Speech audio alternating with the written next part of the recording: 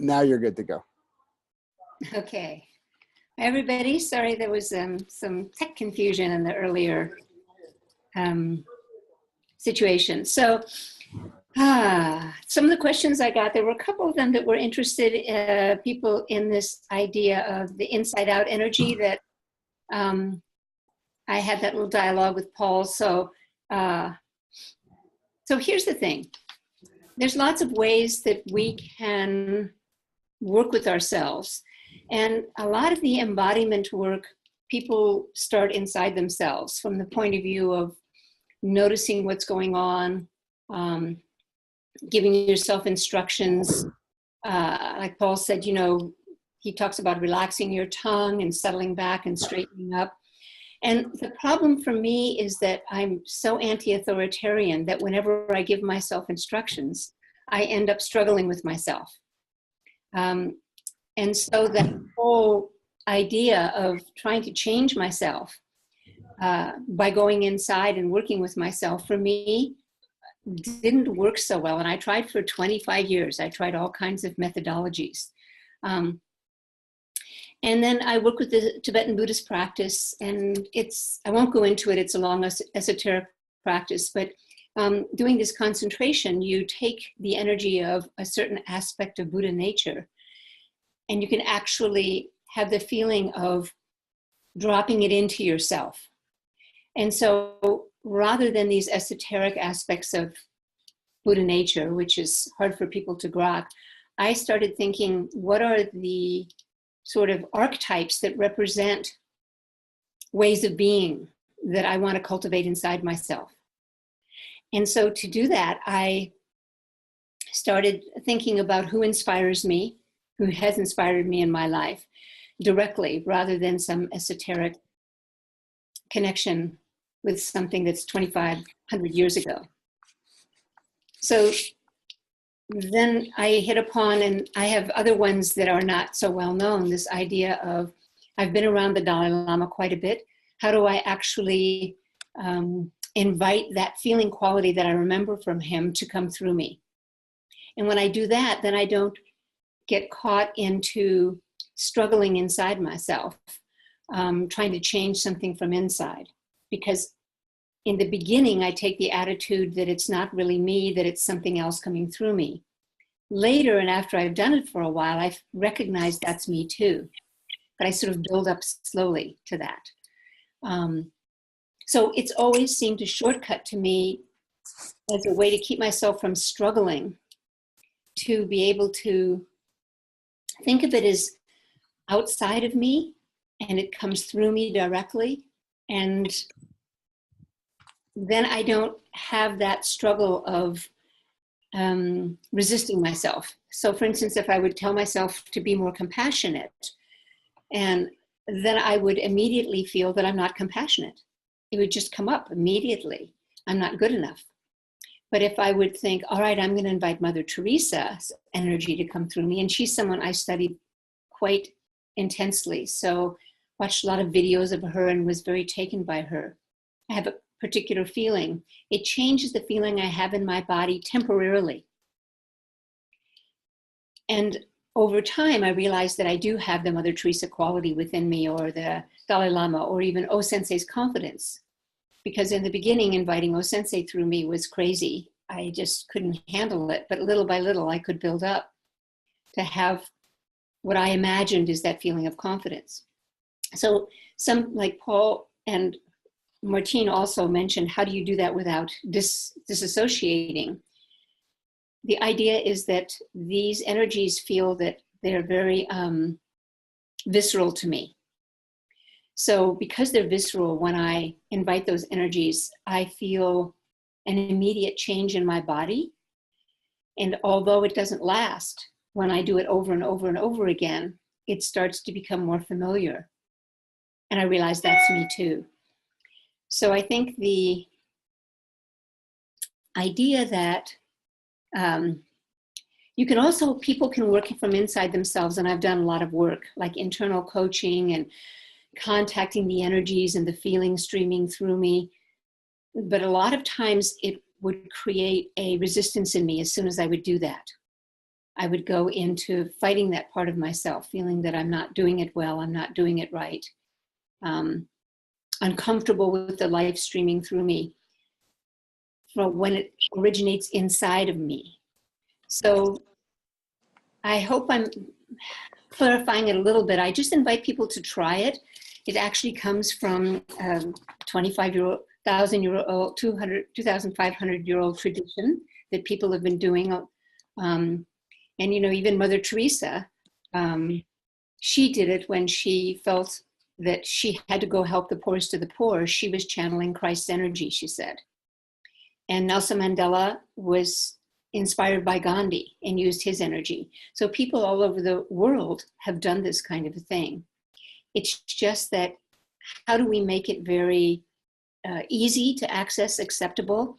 And, you know, we have one client and he just uses his dogs. It doesn't have to be someone famous or impressive. He says, because whenever he's a very judgmental person and he judges himself a lot, he's got a huge critic. And when he thinks about his dogs, he immediately feels cheerful because he says his dogs are always happy to see him. They're always positive. And he even gets a little kind of wiggle in his body when he thinks about them. But normally he has a kind of a heavy feeling about him when he's critical. So it can be anything that when you connect to it, and NLP does this too, by the way, neuro-linguistic programming. You think of a positive experience and you anchor it in your body. So it is a process that's been used a lot in many different systems, and I just invite people to explore it. So that's the bit of the outside in as opposed to inside out, taking something from outside yourself, connecting to it to change your energetic feeling. And if you do it enough, you start to become familiar with it. And once you're familiar with it, then it's easier to recognize that that's a valid part of who we are.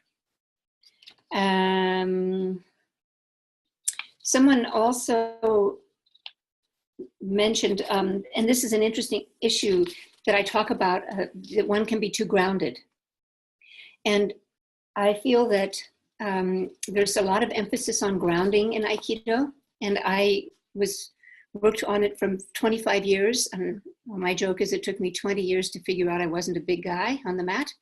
And I kept having this ground, and these big guys would come at me and I would ground myself. And what would happen is all the energy that they would come at me with ran through my body and into the ground. And it started really stressing my joints, because when you put energy down, the joints compress a little bit. And I even saw many older Aikido teachers, and at that time they were older. I was in my 40s and they were in their 60s. And they were walking with a cane or not sitting seiza. And then I blew out my knee really badly. And I couldn't walk very well for about 3 months. And I was sitting in front of O Sensei's picture, just on my altar in the morning. And I thought, what am I going to do? This is my life. And I heard this message say, Wendy, you're between heaven and earth, use heaven. So I started watching the O Sensei films, and especially in the later years of his life. To me, it looks like he's just using a lot of up energy. His gestures are up. He even comes up off his heels. There's just all of this big uplift. And so I started working with that because I only had one leg I could stand on for about 9 months. In Aikido, I could only put my weight on one leg. And if you stand on one leg, like if you do a yoga posture, your body automatically starts to stabilize upward. And so I started using the up energy, and I had to ask people, my ukes, to be very light on me because I was injured, which was hard on my ego. And I couldn't do it very well in the beginning. And over time, I started developing this capacity to use the up energy as power and stabilize. And then I started realizing that when attackers would come in, if I sent my energy up just before the moment of contact, they would get light too. And then we would both be light, and then the technique would flow much more beautifully.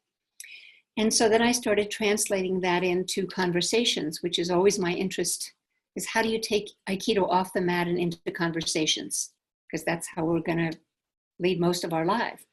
And I thought, if I'm having a conversation, my tendency is to want to be right and get righteous and get kind of heavy about my point of view. And if I can lighten up, and here the Dalai Lama was a good example for me, because when people ask him questions, even very heavy questions, he'll give a little kind of giggle, or he'll say something like, I remember after 9/11, and people were asking him about the terrorists, and he talked about them as, he smiled and he goes, oh, they're mischievous people. And I was like, oh, you know, how he can take something and not make it so heavy so that we can think about it differently. So I think this whole idea of uplifting, my joints are much happier than they were 20 years ago. I have much less pain in my joints. I use up a lot. I feel like we really need a balance between heaven and earth. So I'm not saying we don't need ground, but I would say that as we get older, we start to sort of weight ourselves, and life gets heavier and heavier. And if we can have more of a light feeling and a bubbly feeling, and when we get impacted, we can stabilize between heaven and earth, we might be able to handle some of those pressures differently, both emotionally, psychologically, and also physically on the mat. I found it works really well to lighten up just before the moment of impact. Let's see, I'm looking at some of these other questions. So then there was one from Danni in Denmark, and the question was, on the mat, we get triggered, and in life we get triggered. The assumption is that we tighten and separate out. And then I said, if that's not true, I'd be happy to have that discussion. So when people get triggered, and I'll speak for myself, but I've seen it for many, many years, when we get impacted and we go to fight, flight, or freeze, that happens because we tighten up, and we actually separate from the energy that's attacking us. And the way we do that is we put up a boundary. So we close, and the person suddenly becomes other. They become the person that's attacking us. And in life too, when we hear something that we don't like in the news or in somebody talking, people tend to tighten up, they tend to constrict, and they tend to put up a boundary and consider that person or that thing as other. And as soon as we do that, of course, we give other power over us. Just like in Aikido, if you get triggered and then you tighten up, the tendency is to try to muscle, to try to push through. And as soon as you muscle or try to push through, ukes that are strong and experienced will tend to tighten up and push back. And then you end up struggling. So at least that's my experience, that if I tighten up when an attack happens, just the nature of tightening up means I close and I put up a boundary. We do this all the time in our work in organizations. We push on somebody, and you can watch somebody pushes on me. If they push quickly and I don't have time to do my little cool, I'm an Aikido person thing, I'll tighten up. And when I do that, I separate from the person. And then immediately they get energy. So that's what I mean by when we get triggered, we tighten up and we separate. Separating means that we then, and I spoke about this in the other talk, we then have to try to manage the situation. So in Aikido, we manage it by trying to force often, or we'll collapse. In the world, we manage it by control, approval, safety. Those are the sort of strategies we use. And so the idea is to notice where our personal space is. In leadership embodiment, we talk a lot about personal space. So neuroscience has studied this, and what the neuroscientists say is that our brain tends to map everything within our reach as us. So my brain thinks this is me inside. And if you have family members and loved ones, your brain maps them as part of you. So even if you're halfway across the world and you have a call or a Skype, they're inside your space. Generally speaking, when we're out in the world with people, our brain doesn't map them as part of us. Our brain maps them as other. And especially when people are toxic or mean-spirited or annoying, we definitely see them as other.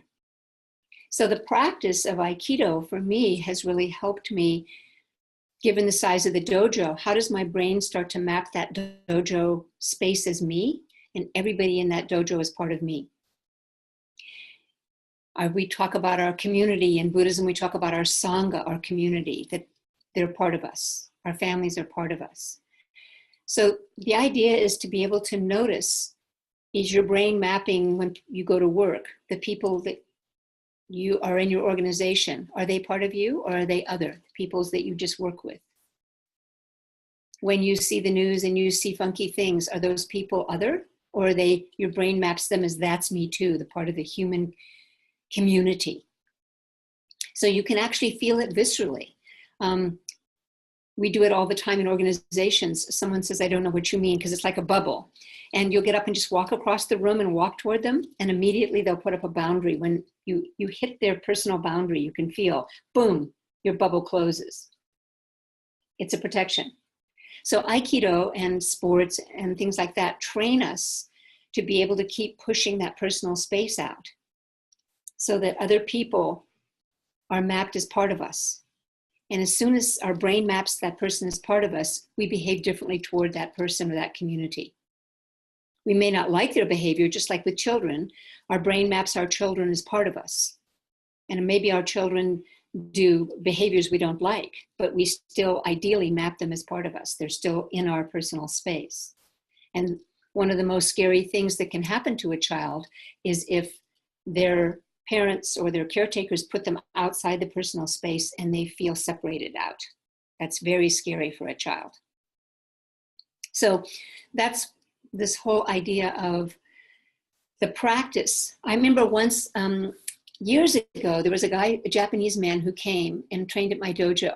And he was very good. I think he was a fourth dan. And I watched him, and he was very flowing and very good. And he had this beautiful presence. And then I looked at him and I said to him, does your dojo have a low ceiling?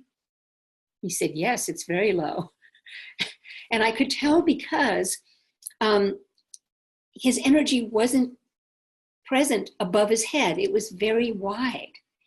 And generally speaking, anybody who trains in a dojo, after a while you become Udansha, your brain starts to map when you go into that dojo. That's kind of your space. You get that big when you step on the mat. And if your dojo has a low ceiling, you can feel that. So anyway, that's some thoughts. And let's see if there are any other questions. Bob Pierce, my dear friend, said, how do you balance appropriate teaching for senior students with more basic needs for beginners? Well, I've been actually teaching these classes on how to teach beginners. And the wonderful thing about teaching beginners is, how do you break it down, the technique, and take it apart into these very small chunks? And I think for advanced students, it's fascinating to do that. Take a back roll and break it down into maybe 10 small chunks and see what's inside that back roll, and see, as an advanced student, how can you wake up inside of it more instead of just get through the roll. Or any technique, if you're doing an ikkyo, what's it like to break it into 10 or 15 different very small steps and study each little step? And then when you put it together in a nice flowing calligraphy line and a nice flow, you have much more awareness and presence inside the technique. Sometimes we do technique and we're not completely awake inside the whole process. Some of us have trained for a long time, so we just sort of do it without thinking about it. It's very interesting. This is where it connects to mindfulness too, is to really get inside of a technique and see how present and awake and feeling and connected you can be throughout the entire process. So those are some thoughts that I've had. I'm looking to see if there's anything else in the questions. No, I think that covers most of the questions that I've gotten. I just want to encourage you, before I sort of sign off here, to just consider some of the ideas that I've put out and then begin to play with them and explore them and make them your own. Maybe you find a little small piece that you can then work and take it and see what it's like for you. Because we're all different and we all have different forms of learning. And so in order to develop ourselves, we need to stay interested and keep our inquiry up.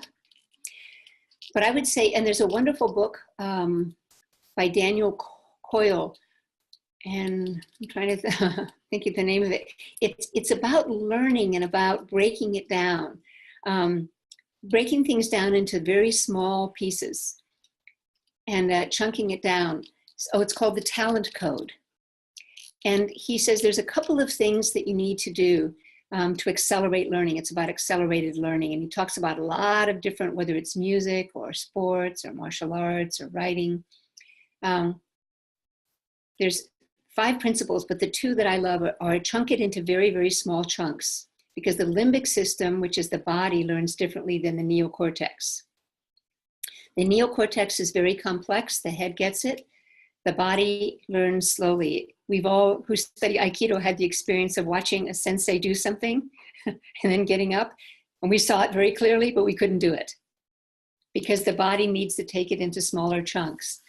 So if you want to sort of explore the art more, I would say take some basic technique or roles and just break it into very, very small pieces. Imagine you're teaching it to an 80-year-old person who has trouble moving. How would you break it down so that person's going to be able to find their way through this technique? Very small pieces at a time. And the other principle I thought was fascinating that he said is you need the right amount of struggle. Too much struggle, the hypothesis is too much struggle and our system can't learn. Too little struggle and it won't learn. So what is the right amount of struggle? And I sometimes think of it this way. We need to be able to have experiences where we do well and we feel it's easy because that builds our confidence. We need to have experiences where we're struggling with the right amount. That's what I call our training edge that helps us grow. And we also need experiences where I call it, I can't do it yet. I just can't do it. And I always say yet, because that's going to be the benchmark of where I want to go to. If we spend too much time having an experience where it's easy to do, we'll get complacent and we won't grow. If we spend too much time in the place where we're struggling at our learning edge, we can get stressed and sort of frustrated. If we spend too much time and I can't do it yet, we'll get depressed. So the idea is, how do we have all 3? We give ourselves moments where we feel positive that we can do. We also know that we're going to have times where we're going to be at our learning edge, we're going to be struggling. And we should also welcome those times where we realize I can't do it yet. Because those are going to be the times that I'm going to set maybe a year from now, who knows, 2 years from now, I want to be able to manage that, whatever that situation was. So I hope this has been helpful, and I encourage people, if you have more questions or want to continue the dialogue, I'm very happy to receive questions. I can do it through email, or Miles can find a way if there's other. Absolutely, yeah. If you're willing, Sure. I'm sure they will take you up. By the way, Wendy, I know your time. I want to respect your time, but there were two kind of follow-up questions. Do you want to hear them? Or do you have That's time? right. Yeah. Okay, the first one was from Kelly, and she asked if you, in relation to what you shared on moving from the me to the we, she was interested to know if you're familiar with the work of Dr. Daniel Siegel. Yes, I am. Yeah. The me-we, which comes from neuroscience, mindfulness-based approach. That was her question. She just wanted to know if you were familiar with that in relation to what you were saying. Well, I am. I mean, and, for me, I make it a little bit different. It's the we for me is more of the universal self. Right. That's how I look at it. It's the self that's connected to all things. And then, we could go to another layer, which we probably shouldn't, but the Buddhist, No, we should. Self. We should, because that's what I hear coming from you. Okay, so I'll tell you a funny story. So when I was working at the prison, I brought in a Tibetan Lama, and the women at the prison were mostly Latino, and a lot of them didn't speak English. And I'd been teaching meditation for about 3 or 4 years and been very, very careful about how I was teaching it. And so I said to Lama Lodru as we were coming, Rinpoche, I just want to say that these women don't speak English very well, and a lot of them are very Christian, and they're not so, and I've been very careful, so be a little bit careful with how you present this. So he goes in and sits down, he's got his robes on, and he opens his talk with, there is no self. And I was like, oh, Christ's sake, seriously. And he gave this talk, and the women were just kind of, most of them were stunned. They had no idea. But at the end, this one woman, Scarlett, who was quite bright, she raised her hand. She goes, Rinpoche, if there is no self, then who am I? And immediately he said to her, you are everything and nothing. And she got it. And afterward, I asked the women what they thought, and they said, well, we didn't understand it, but his energy was so good. Please bring him back. That's fantastic. Wow. So, and the other thing about self is that comes from Trungpa Rinpoche, and he said, who am I is not a question, it's a statement. Which awesome. I love, because he said, if who am I is a question, it creates a sense of impoverishment with the implication that if I find out who I am, then it'll be better. But if you think who am I as a statement, everything just opens up. It's non-dual. That's right. It's not dualistic. Yeah, right. Yeah, this whole idea of self then becomes a whole nother thing. But that's the direction we're going in when we talk about universal self, generally in that direction. Okay, so one last follow-up question, if you have time. Let me read the question. You can be succinct if you need to. It's from Julie in Tampa, Florida. She says, if you start to be able to identify with people and qualities that you previously put up boundaries against, does this mean that you will take on those people or those people's qualities as part of your own identity? How would we deal with seeing ourselves as the person or the quality we used to despise? I would point her to Thich Nhat Hanh's poem, Call Me By My True Names. It's an amazing poem that he wrote after this story of the boat people in Vietnam. And, you know, they were trying to leave, and these boats and these pirates would come, and they would take their stuff and rape them and do this horrible stuff. And it was about a particular event where this pirates came, and they came onto this boat, and they took this girl, and they were raping her, and the father tried to stop him, and they killed him and threw him overboard. And Thich Nhat Hanh's poem, Call Me By My True Names, he goes through it. He goes, I am the girl who was raped. I am the father who tried to stop it. I am the man who raped the girl. And he goes on, call me by my true names. So in that poem, he's identifying that I'm all of those people. And I have to say, when I worked at the prison, I realized that, you know, some of those women did do terrible things. Many of them didn't. It's ridiculous, but some of them did. But I asked myself, you know, I've thought terrible things too in my life. I may not have done them, but I've thought mean-spirited things. And when I was younger, I wanted people to suffer. And so I'm not so much better than any of them. And if I realize that we're all capable of doing terrible things, if you put someone under enough pressure and you create, you know, such a terrible situation in their life, people are capable of doing terrible things, and we are too. So that would be my feeling, is just to recognize that we are all of humanity, and it is our job, just like in Aikido we train to be more centered and open and flowing. I think our job in life is to be more compassionate and kind and empowered. But we should never forget that we're capable of doing terrible things, all of us. Wow. In that way, we can recognize that we're very lucky that we didn't have lives where there was so much abuse that it turned us into a negative person. I would say, in fact, we're among the luckiest humans in the history of humanity. Yes. I just put the poem on the Facebook page, so if anybody wants to go see it, it's there. So it's a tremendous poem, and if you know who he is also a very inspiring being in the world. What he went through in his young life, and the practices that he was given even at 14 and 16 to sit with dead bodies so that he could accept the sense of loss, so that he could help people in the Vietnam War. I mean, his life was filled with difficulty, and he has come out in such a beautiful way. So we're capable of rising to the occasion. Yeah, no, beautiful. Well, Wendy, I want to be respectful of your time. If you can stick around, everybody, if you guys want to stick around, I'll open up the mics. You had about 10 people join the Q&A. Of course, everybody's going to see the recording, so that's fine. If you need to go, you can just click. I have 5 minutes, well, 4 minutes. So what I'll do, because I'm actually in a class, so I've got to run. I'm going to open the mic for everybody.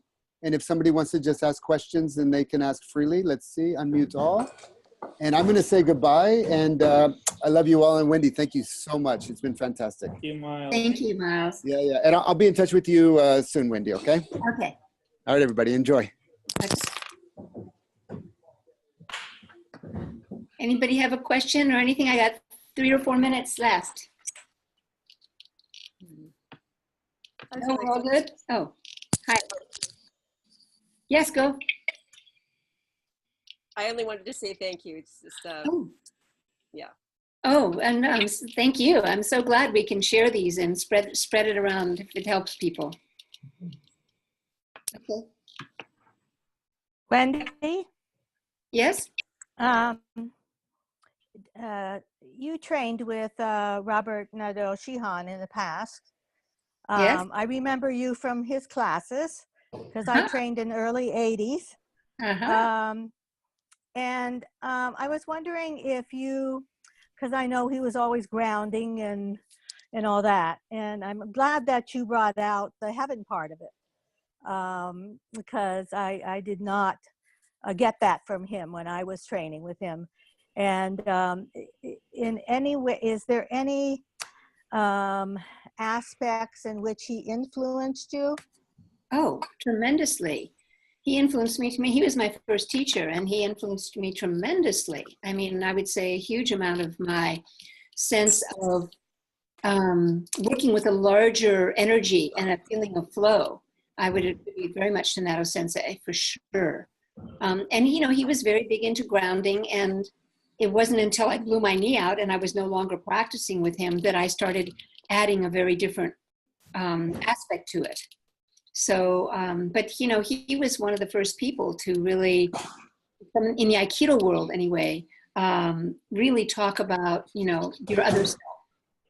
Yes. He used to call it it, but. It, or the little I, or the little me. Yes. Yes. And he used to talk about weird Bob versus Aikido Bob. Yes, yes, that's right. Because many other students from other sensei's classes used to call him Weird Old Bob. Yeah. Well, I used to call him Baba Nadeau. Yeah, you know, he still is amazing guy and a character, and there was a lot I took from him, and then I had to develop a whole nother piece because I really needed to lighten up, and that changed everything for me. Made me so that my body is much happier and healthier, and I really enjoy training. And I thank you for that, because that's exactly what I needed to hear. Because my joints are getting old also. Yeah. So thank you. You're very welcome. Sounds like Miles is doing all kinds of things in the background there. Throwing people left and right. Yes, I'm sure he is. Okay, you all. Well, thank you so much. And if you have any continued questions, I'm happy to continue the dialogue, and we can do that.